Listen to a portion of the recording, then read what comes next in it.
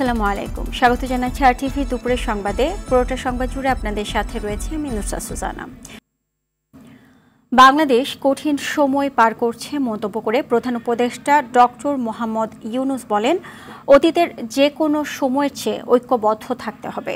সকালে মিরপুর সেনানিবাসে national defence কলেজের অনুষ্ঠানে এসব কথা বলেন তিনি।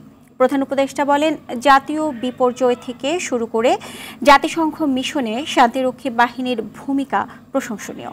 এর মাধ্যমে দেশের সুনাম ছড়িয়ে পড়েছে বিশ্বজুড়ে। জাতীয় নিরাপত্তা নিশ্চিতে এনডিসির উচ্চমান সম্পন্ন পাঠ্যক্রমে রাষ্ট্রের বিভিন্ন গুরুত্বপূর্ণ বিষয়াদি অন্তর্ভুক্ত থাকায় প্রধান উপদেষ্টা সন্তোষ প্রকাশ করেন।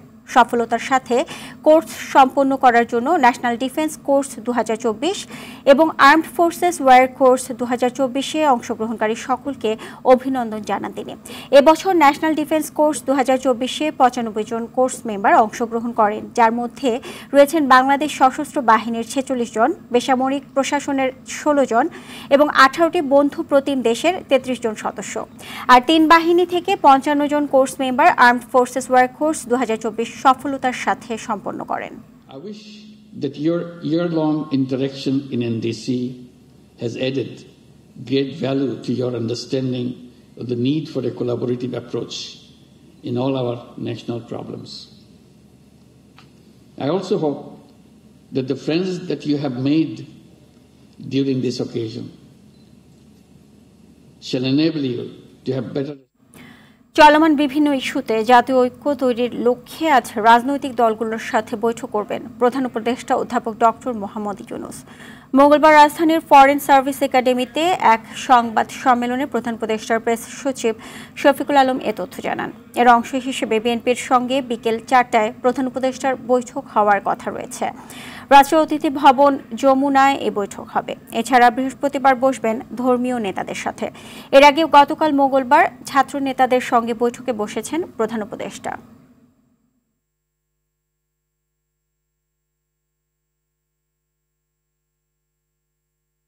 ভারত অহেতুক মিথ্যা সংবাদ দিয়ে বাংলাদেশের মানুষকে বিভ্রান্ত করার চেষ্টা করছে, এমন মন্তব্য করলেন বিএনপি মহাসচিব মির্জা ফখরুল ইসলাম আলমগীর। ভারত অতীতে বাংলাদেশের জনগণের সঙ্গে যে ভুল করেছে সেটাকে তারা কাটিয়ে ওঠার চেষ্টা করবে, পাশাপাশি বর্তমানে যে কার্যকলাপ করেছে তা বন্ধ করবে বলেও আশা করেন বিএনপি মহাসচিব। মঙ্গলবার স্থানীয় সময় বিকেল 6টায় লন্ডনে আয়োজিত এক সমাবেশে তিনি এ প্রত্যাশা ব্যক্ত করেন। ফখরুল বলেন, তারেক রহমানকে আর লন্ডনে রাখতে চাই না, দেশের মানুষ তার জন্য অপেক্ষা করছে বলেও জানান তিনি। মহান স্বাধীনতা দিবস উপলক্ষে যুক্তরাজ্য বিএনপি এ সমাবেশের আয়োজন করে। আমরা ভারতের কাছে সবসময় প্রত্যাশা করি যে ভারত বাংলাদেশের মানুষের পাশে দাঁড়াবে, যে ভারত তার যে অতীতে এই যে ভুল করেছে এবং বাংলাদেশের মানুষের সঙ্গে যে বিচ্ছিন্নতা সৃষ্টি করেছে এটাকে তারা কাটিয়ে ওঠার চেষ্টা করবে এবং তাদের এখন যে কার্যকলাপ যারা বাংলাদেশের বিরুদ্ধে করছে সেই কার্যকলাপগুলোকে তারা বন্ধ করবে। আমরা তাকে দেশে নিয়ে যেতে চাই, তার নেতৃত্ব আমাদের এখন দেশে খুব বেশি প্রয়োজন। দেশের মানুষ তার জন্য অপেক্ষা করছে কবে তারেক রহমান সাহেব আসবেন। পশ্চিমবঙ্গের মুখ্যমন্ত্রী মমতা বন্দ্যোপাধ্যায় ধর্মনিরপেক্ষতার কথা বললেও মনে মনে গভীর কট্টরপন্থী হিন্দুত্ববাদ পোষণ করেন বলে মন্তব্য করেছেন বিএনপির সিনিয়র যুগ্ম মহাসচিব রুহুল কবির রিজভী। ভারতে বাংলাদেশের সহকারী হাই কমিশনে হামলার প্রতিবাদে প্রেসক্লাব থেকে পল্টন পর্যন্ত মিছিল সমাবেশ করে বাংলাদেশ পূজা উদযাপন ফ্রন্ট। মিছিল পূর্ব সমাবেশে কথা বলেন রিজভী, বলেন বিজেপি গোঁড়া হিন্দুত্ববাদকে পুঁজি করে ক্ষমতায় এসেছে, তাই হিংসা ছড়ানো ছাড়া তাদের ক্ষমতায় টিকে থাকার কোনো উপায় নেই। সাম্প্রদায়িক বিজেপি শাসক গোষ্ঠীর সঙ্গে যোগ দিয়েছেন মমতা বন্দ্যোপাধ্যায়। ভারতের মিডিয়া বাংলাদেশের বিরুদ্ধে অপপ্রচার করছে অভিযোগ করে রিজভী বলেন, শেখ হাসিনার পতন মেনে নিতে না পেরে মোদির মিডিয়া এক এক সময়ে এক এক বয়ান তৈরির চেষ্টা করছে। তাদের গানের কোরাসের সাথে মিল রেখে এখন কথা বলছেন মমতা ব্যানার্জি, যাকে আমরা মনে করতাম এই অঞ্চলের একজন অসাম্প্রদায়িক রাজনীতিবিদ, কিন্তু তিনিও নন। হিন্দু মৌলবাদী বা কট্টরবাদীদের গলার সাথে তাদের সাথে সুর মেলালেন। প্রথমবারের মতো ইসকন নেতা চিন্ময় কৃষ্ণ দাস প্রশ্নে কথা বলেছে যুক্তরাষ্ট্র। দেশটির পররাষ্ট্র দপ্তর বলছে, যারা আটক রয়েছেন তাদের উপযুক্ত প্রতিনিধিত্বের সুযোগ দেওয়া দরকার। স্বাধীনতা ও মানবাধিকার নিশ্চিতের কথা উল্লেখ করা হয়। মঙ্গলবার নিয়মিত প্রেস ব্রিফিংয়ে এক প্রশ্নের জবাবে একথা বলেন পররাষ্ট্র দপ্তরের মুখপাত্র বেদান্ত প্যাটেল। এ সময় কথিত হিন্দু সম্প্রদায়ের ওপর সহিংসতার বিষয়েও মার্কিন অবস্থান জানতে চান প্রশ্নকর্তা। জবাবে ধর্মীয় স্বাধীনতার উপর জোর দেন প্যাটেল। বলেন, যে কোনো প্রতিবাদ কর্মসূচি শান্তিপূর্ণ হওয়া উচিত। সরকারেরও আইনের শাসনের প্রতি শ্রদ্ধাশীল হওয়া দরকার।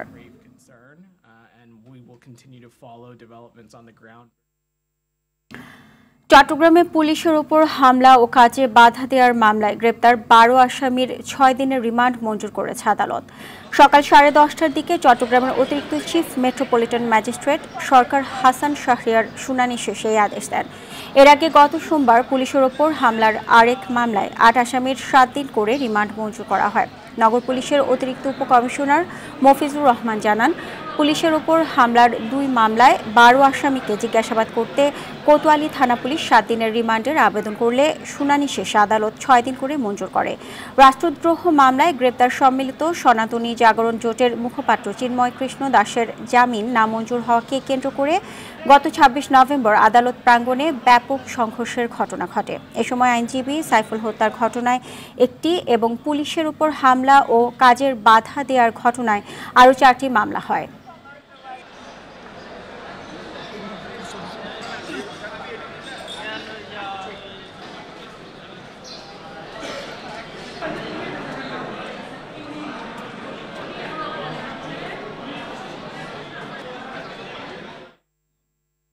পাঁচ আগস্টের পর থেকে এখনো 700 বন্দী পলাতক, যাদের মধ্যে 70 জন সাজাপ্রাপ্ত জঙ্গি রয়েছে। দেশের 69টি কারাগারের মধ্যে 17টি এখনো ঝুঁকিপূর্ণ। সকালে কারা অধিদপ্তরে সংবাদ সম্মেলনে কারা মহাপরিদর্শক ব্রিগেডিয়ার জেনারেল সৈয়দ মোহাম্মদ মোতাহের হোসেন এসব কথা জানান। তিনি বলেন, ভবিষ্যতে যেন কারাগার থেকে পালানোর ঘটনা না ঘটে, সেজন্য প্রতিটি ঘটনা আলাদাভাবে পর্যালোচনা করে ব্যবস্থা নেওয়া হবে। শাকিবুর রহমানের রিপোর্টে থাকছে বিস্তারিত। 5 আগস্টে পট পরিবর্তনের পর দেশের বিভিন্ন কারাগার থেকে 2200 বন্দী পালিয়ে যায়, যাদের 1500 জনকে গ্রেফতার করা হয়। কেউ কেউ নিজেই ফিরে আসে, তবে এখনো 70 জঙ্গি সহ 700 বন্দী লাপাত্তা। কারাগারের নিরাপত্তা ব্যবস্থা নিয়ে সংবাদ সম্মেলনে কারা মহাপরিদর্শক জানান, পলাতকদের ধরতে অভিযান চলছে। পুনরায় গ্রেপ্তার হয়েছেন 1500-র মতো, অ্যারাউন্ড 700+ বন্দী যারা এখনো পলাতক রয়েছেন। 174 জনের মতো বিভিন্ন যারা জেএমবি অথবা বিভিন্ন নামে ছিলেন তাদের মধ্যে, আর শীর্ষ সন্ত্রাসী নামে আমাদের ডেফিনেশনে 11 জন মুক্তি পেয়েছেন। দেশের 69টি কারাগারের মধ্যে 17টি এখনো ঝুঁকিপূর্ণ। সেগুলো সংস্কারে কাজ করছে কারা কর্তৃপক্ষ। কোনো কারারক্ষীর বিরুদ্ধে সুনির্দিষ্ট অভিযোগ থাকলে কঠোর ব্যবস্থা নেওয়ার কথা জানান মহাপরিদর্শক। এই মুহূর্তে আমাদের দৃষ্টিতে 17টা কারাগার আছে, যেগুলো আসলে ইনফ্রাস্ট্রাকচার অত্যন্ত দুর্বল এবং অনেকগুলো অনেক পুরনো। তো সরকারও এই বিষয়ে জানেন এবং বেশ কিছু কারাগার নতুন করে নির্মাণের উদ্যোগ গ্রহণ করা হয়েছে। তো এই 17টা কারাগার অতি পুরনো এবং এগুলোকে আসলে আমাদের পুনর্নির্মাণ করতেই হবে। সম্প্রতি বঙ্গবন্ধু শেখ মুজিব মেডিকেল বিশ্ববিদ্যালয় হাসপাতালে কারাবন্দী সাবেক মন্ত্রী আসাদুজ্জামান নূরের উপর হামলার ঘটনা ঘটে। মহাপরিদর্শক বলেন, কোনো বন্দীকে পুলিশের কাছে হস্তান্তরের পর কারা কর্তৃপক্ষের দায় থাকে না। হাসপাতালে যখন বন্দীরা থাকে তখন কিন্তু আমাদের রক্ষীরা ওইখানে দায়িত্ব পালন করেন। সো আমি এটাকে দায়িত্ব আমার আওতা বহির্ভূত বলছি না। যেখানে আমার লোক থাকে না, লাইক যখন আমরা বন্দীদের পুলিশের কাছে হস্তান্তর করে দিই, তখন কিন্তু আমাদের আর লোক থাকে না। কোনো কয়েদিকে অতিরিক্ত সুযোগ সুবিধা দেওয়া হচ্ছে না বলেও ব্রিফিংয়ে দাবি করা হয়। যাতে সামঞ্জস্যপূর্ণ হয় এই ব্যাপারে পদক্ষেপ গ্রহণ করছি। শাকিবুর রহমান, আরটিভি, ঢাকা। জুলাই আগস্টের গণহত্যার মামলায় ট্রাইব্যুনালে হাজির করা হয়েছে সাবেক খাদ্যমন্ত্রী অ্যাডভোকেট কামরুল ইসলাম এবং সাবেক শিল্পমন্ত্রী ও আওয়ামী লীগের উপদেষ্টা পরিষদের সদস্য আমির হোসেন আমুকে। সকাল 10টার দিকে আন্তর্জাতিক অপরাধ ট্রাইব্যুনালের আদালতে তাদের হাজির করা হয়। এর আগে 2 ডিসেম্বর আন্তর্জাতিক অপরাধ ট্রাইব্যুনালের চেয়ারম্যান গোলাম মর্তুজা মজুমদারের নেতৃত্বাধীন 3 সদস্যের বিচারিক প্যানেল তাদেরকে বুধবার ট্রাইব্যুনালে হাজির করার নির্দেশ দেন। এরই মধ্যে আওয়ামী লীগের এই 2 নেতা সহ আরও অনেক নেতা গণহত্যার অভিযোগে গ্রেপ্তার হয়ে কারাগারে আছেন।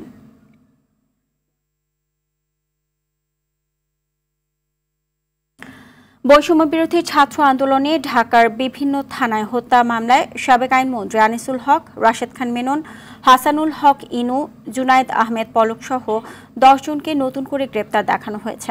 সকালে তাদের ঢাকার সিএমএম আদালতে হাজির করে বিভিন্ন মামলায় গ্রেপ্তার দেখানোর আবেদন করা হয়। আবেদন মঞ্জুর করে আদেশ দেন মেট্রোপলিটন ম্যাজিস্ট্রেট ইমরান আহমেদের আদালত।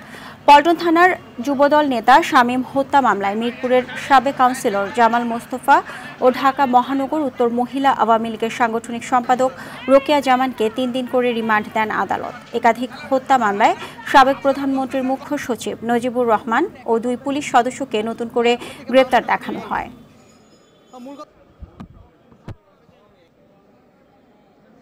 জুলাই বিপ্লবের হত্যার অন্যতম তারা কুশীলব, তাদেরকেও একটি মামলায় আজকে গ্রেপ্তার দেখানো হয়।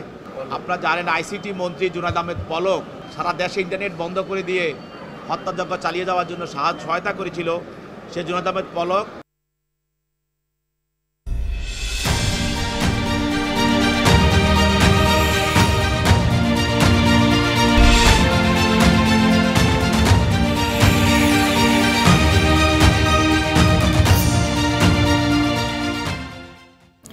আইডিএলসি পরিবর্তনের পথে বাংলাদেশ।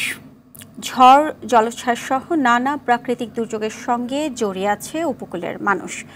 যুগ যুগ ধরে তাদের জান মালের ক্ষতি হলেও নিরাপত্তার বিষয়টি উপেক্ষিত থেকে যায়। সম্প্রতি পটুয়াখালীর মহিপুরে সমন্বিত আশ্রয়ণ কেন্দ্র উদ্বোধনের মাধ্যমে এ সমস্যার কিছুটা সমাধান হয়েছে। পটুয়াখালীর কুয়াকাটা থেকে কাজী সাইদের পাঠানো প্রতিবেদন জানাচ্ছেন রেজওয়ান শরীফ। দেশের ঝুঁকিপূর্ণ কয়েকটি উপকূলীয় জেলার একটি পটুয়াখালী। এ জেলার কয়েকটি উপজেলা ঘিরে রয়েছে সাগর, নদীসহ অসংখ্য খাল-বিল। অনেকটাই যোগাযোগ বিচ্ছিন্ন এই উপজেলার প্রত্যন্ত এলাকার মানুষের নিত্যসঙ্গী প্রাকৃতিক দুর্যোগ। প্রতিনিয়ত ঝড় জলোচ্ছ্বাসের সঙ্গে সংগ্রাম করেই তাদের চলতে হয়। দাবি থাকলেও স্থাপন করা হয়নি পর্যাপ্ত ঘূর্ণিঝড় শেল্টার হোম। সম্প্রতি কলাপাড়ার মহিপুরে উদ্বোধন করা হয়েছে সমন্বিত আশ্রয়ণ কেন্দ্র। গুড নেইবার বাংলাদেশ ও জাপানের অর্থায়নে প্রতিষ্ঠিত কেন্দ্রটিতে রয়েছে নানা সুবিধা। এখানে বিদ্যালয়ের পাশাপাশি রয়েছে সোলার সিস্টেম, প্রতিবন্ধী ও গর্ভবতী নারীদের জন্য আলাদা কক্ষ, গবাদি পশু রাখার স্থান সহ রয়েছে প্রাথমিক চিকিৎসা সুবিধাও। এখানে প্রায় 700 মানুষ একসাথে আশ্রয় গ্রহণ করতে পারবে এবং 200 গবাদি পশু এখানে একসাথে রাখা যাবে। এখানে সব ধরনের মানুষের সুবিধার কথা বিবেচনা করে এই সাইক্লোন শেল্টারটি করা হয়েছে। এ ধরনের আশ্রয়ণ কেন্দ্র পাওয়ায় উচ্ছ্বসিত স্থানীয়রা। আমাদের এইটা উপকার হয়েছে সাইক্লোন সেন্টার। যখন বন্যা বাদল হয় বা আবহাওয়া খারাপ হয় তখন আমাদের কোনো জায়গায় যাওয়ার জায়গা নাই। আমাদের এখানে একটা সাইক্লোন সেন্টার হয়েছে। এখন আমরা বন্যা ঠান্ডা হইলে আমরা এই এলাকায় সাইক্লোন সেন্টারে আশ্রয় নিতে পারবো। এই কাছাকাছি 2-1 কিলোমিটার ভিতরে কোনো আশ্রয় কেন্দ্র নেই। তাই গুড নেইবার বিভিন্ন কাজে পর্যবেক্ষণের মাধ্যমে এখানে একটা আশ্রয় কেন্দ্র দেওয়ার কারণে এই এলাকার মানুষ কতটা যে মৃত্যুর ঝুঁকি থেকে বাঁচছে সেটা অকল্পনীয়। দুর্গত মানুষের নিরাপত্তায় এ ধরনের উদ্যোগ কার্যকর ভূমিকা রাখবে বলে মনে করে স্থানীয় প্রশাসন। আমাদের এটি একটি বড় ইউনিয়ন, কিন্তু সেখানে সাইক্লোন শেল্টার যথেষ্ট পরিমাণ ছিল না। আমাদের বেসরকারি সংস্থা গুড নেইবার্সের মাধ্যমে এখানে একটি খুব মজবুত এবং সুদৃশ্য একটি সাইক্লোন শেল্টার আমরা পেয়েছি। তাদেরকে ধন্যবাদ জানাতে চাই। প্রাকৃতিক দুর্যোগ থেকে জানমাল রক্ষায় সংশ্লিষ্টদের আরও উদ্যোগী হওয়ার দাবি উপকূলবাসীর। রেজওয়ান শরীফ, RTV। বৈষম্য বিরোধী আন্দোলনে আহত শিক্ষার্থীদের উন্নত প্রশিক্ষণ দেওয়া হবে যেন তারা স্বাবলম্বী হতে পারে, একথা বলেন যুব ক্রীড়া সচিব রেজাউল মাকসুদ জাহিদি। রাজধানীর একটি হোটেলে সানেম ও অ্যাকশন এইড আয়োজিত youth empowerment to development sustainable Bangladesh বিষয়ে গোলটেবিল আলোচনায় কথা বলেন। সচিব বলেন, কয়েক বছরে নেওয়া অনেক প্রকল্প তরুণদের খুব বেশি উপকারে আসেনি। উন্নত বিশ্বের সাথে তাল মিলিয়ে চলতে তরুণদের চাহিদা অনুযায়ী নতুন প্রকল্প নেওয়া হবে। ইয়াং জেনারেশন, আপনারা অনুরোধ থাকবে চাকরি খুঁজবেন না, আপনারা চাকরি তৈরি করবেন। এই জন্য আপনাদের প্রত্যেককেই আইসিটি ডিজিটাল লিটারেসির কথা বলা হয়েছে। আপনারা আমাদের কাছ থেকে প্রশিক্ষণ নিতে পারেন।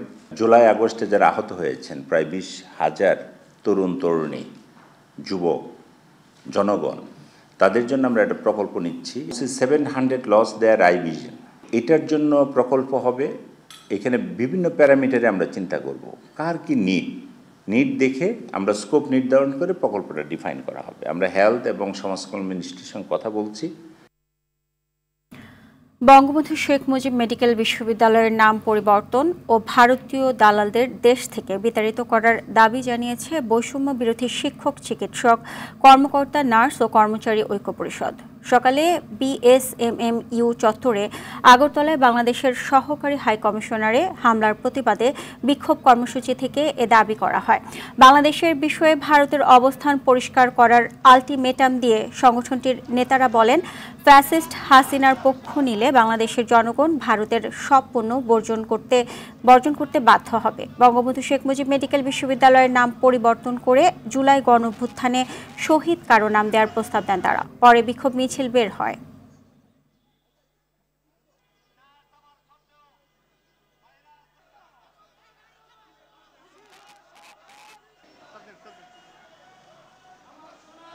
ভারত কি চায় এটা যদি আমাদেরকে এখনো বুঝতে অসুবিধা হয়, তাহলে যারা এই বাংলাদেশে ভারত প্রীতিতে ভারতের যারা দালাল এই দেশে আছে তাদেরকে এই বাংলাদেশের মাটিতে তাদেরকে থাকতে দেওয়া হবে না। জানাবো ন্যাশনাল লাইফ ইন্স্যুরেন্স আন্তর্জাতিক সংবাদ। ভারতের গাজীপুর সীমানায় রাহুল প্রিয়াঙ্কার সম্ভল যাত্রা আটকে দিল দিল্লি পুলিশ। উত্তরপ্রদেশে প্রবেশের মুখেই তাদের আটকানো হয়। সেই স্থানটিতে দেখা দিয়েছে বিরাট যানজট। এতে করে নাজেহাল হয়ে পড়েছে সেখানকার মানুষজন। এই কর্মসূচিকে কেন্দ্র করে বুধবার সকাল থেকেই গাজীপুর সীমানায় নিরাপত্তা জোরদার করা হয়েছিল। বসানো হয় পুলিশের ব্যারিকেড, যার জেরে দিল্লি মিরাট এক্সপ্রেসওয়ে অবরুদ্ধ। সম্প্রতি গোষ্ঠী সংঘর্ষে উত্তপ্ত হয়ে উঠেছিল উত্তরপ্রদেশের সম্ভল। জানা যায়, এই সংঘর্ষের জেরে কয়েকজনের মৃত্যুর ঘটনাও ঘটে, যা নিয়ে চলছে রাজনৈতিক টানাপোড়েন।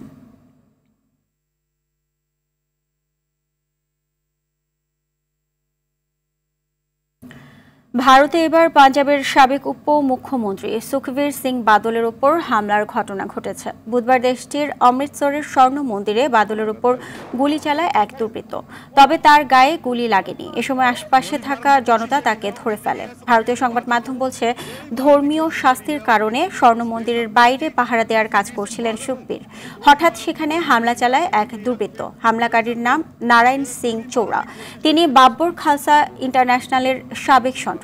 এদিকে তাৎক্ষণিক প্রতিক্রিয়ায় ওই হামলার যথাযথ বিচার দাবি করেছে স্থানীয় ও কেন্দ্রীয় নেতৃবৃন্দ। আবারও খেলার খবর, ফুটবল। কোচ আসে, কোচ যায়, কিন্তু জাতীয় ফুটবল দলের উন্নতির গ্রাফে আসে না কোনো অগ্রগতি। বারবার কোচ পরিবর্তন আর জাতীয় দল নিয়ে দীর্ঘমেয়াদী পরিকল্পনার অভাবে আসছে না কাঙ্ক্ষিত সাফল্য। ফুটবল সংশ্লিষ্টরা মনে করেন, জাতীয় দলের কাছ থেকে কাঙ্ক্ষিত ফলাফল পেতে হলে কোচ নিয়োগে আরও বেশি যাচাই বাছাই জরুরি। সাথে দীর্ঘমেয়াদে সাফল্যের জন্য বয়সভিত্তিক দলগুলোতে প্রয়োজন মানসম্মত বিদেশি কোচ। বিস্তারিত মাহফুজুল ইসলামের রিপোর্টে। গত ২০ বছরে জাতীয় দলের কোচ নিয়োগে রেকর্ড গড়েছে বাংলাদেশ ফুটবল ফেডারেশন। শুধু গত ২০ বছরেই ২৯ বার এবং স্বাধীনতার পর এখন পর্যন্ত ৬৬ বার বদল হয়েছে জাতীয় দলের কোচ। কোচ পরিবর্তনের রেকর্ড গড়লেও মাঠের ফুটবল অন্তঃসার শূন্য। ফিফা র্যাঙ্কিংয়ে ১৮০-৯০ ঘরে আনাগোনা লাল সবুজের, নেই অগ্রগতি বা উন্নতি। ২০২১-এ দায়িত্ব নেওয়া কাবরেরা র্যাঙ্কিংয়ে যেখান থেকে শুরু করেছিলেন মেয়াদ শেষের ঠিক আগে, সেখানেই দাঁড়িয়ে বাংলাদেশ দল। বর্তমানে দায়িত্বে থাকা বাংলাদেশের ৬৭তম কোচ হাভিয়ের কাবরেরার মেয়াদ শেষ হবে এ ডিসেম্বরেই। সংশ্লিষ্টরা বলছেন, কোচ নিয়োগে আরও সতর্কতা ও কোচকে সময় দেওয়ার প্রয়োজনীয়তার কথা। একটা কোচের টাইম দিতে হবে। বিদেশ থেকে একটা কোচ এসে তার দেশের এনভায়রনমেন্ট, দেশের ফুডিং এনভায়রনমেন্ট, প্লেয়ারদের অ্যাটিটিউড, বিহেভিয়ার, এগুলো জানতে কিন্তু সময় লাগে। এটার জন্য একটা প্ল্যান দরকার। ওই প্ল্যানটাই আমাদের নাই। কি ধরনের কোচ আনলাম, আমার দেশ কতটুকু বেনিফিট হইলো, কতগুলি খেলা আছে, যার আন্ডারে আমি দিলাম, এইসব প্রক্রিয়া থেকে চেঞ্জ করা আমাদের একটা প্ল্যান করা। আমি ৫ বছর পরে আমি বাংলাদেশ টিমটা কোথায় দেখতে চাই। এদিকে বয়সভিত্তিক পর্যায়ে হাই প্রোফাইল বিদেশি কোচ নিয়োগের প্রয়োজনীয়তার কথাও বলেন তারা। এইজ ভিত্তিক ফরেন কোচ আনা উচিত। আর ফুল ন্যাশনাল টিমের জন্য আমাদের লোকাল কোচে অনেক বেটার কোচ আছে। বিদেশের সব দেশে কিন্তু অভিজ্ঞ কোচরা কিন্তু নিচের লেভেলে কাজ করে বেশি, ইয়াংরা কিন্তু টপ লেভেলে কাজ করে। সেই ক্ষেত্রে আমাদেরও এই পরিবর্তন আনা উচিত যে এই লেভেলে, নিচের লেভেলের অলওয়েজ বিদেশি কোচ, এই অভিজ্ঞ কোচ দিয়ে ট্রেনিং করালে। তবে বাংলাদেশের ফুটবল কাঠামোর আমূল পরিবর্তন না আনলে সাফল্য অসম্ভব বলছেন সংশ্লিষ্টরা। মাহফুজুল ইসলাম, RTV, ঢাকা। দুপুরের সংবাদ এ পর্যন্তই। জেলার সংবাদ বিকেল 4:45টায় দেখার আমন্ত্রণ রইল। এতক্ষণ সাথে থাকার জন্য ধন্যবাদ সবাইকে।